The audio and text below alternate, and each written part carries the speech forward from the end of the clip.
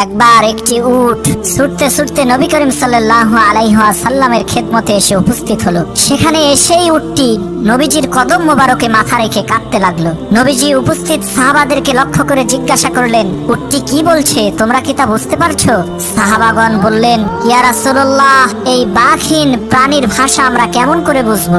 নবী করিম সাল্লাল্লাহু আলাইহি ওয়াসাল্লাম তখন বললেন, উটটি বলছে, যৌবনে যখন আমার দেহে শক্তি ছিল তখন আমার মনিব আমাকে দিয়ে কাজ আদায় করেছে। আজ আমি বৃদ্ধ হয়ে গেছি, দেহে আগের সেই পরিশ্রম করার সামর্থ্য নেই, তাই মনিব আমাকে জবাই করতে চাচ্ছে। ইয়া রাসূলুল্লাহ, আপনি আমার জীবন রক্ষা করুন। নবীজি উটের মালিককে বললেন, উট তোমার বিরুদ্ধে অভিযোগ করছে। সাহাবী জবাবে বললেন, ইয়া রাসূলুল্লাহ, আপনার নির্দেশ পালন করার জন্য আমি প্রস্তুত রয়েছি। নবীজি বললেন, উটটিকে মুক্ত করে দাও। ফলে সাহাবী উটটি ছেড়ে দিলেন। একবার একটি উট ছুটতে ছুটতে নবী করিম সাল্লাল্লাহু আলাইহি ওয়াসাল্লাম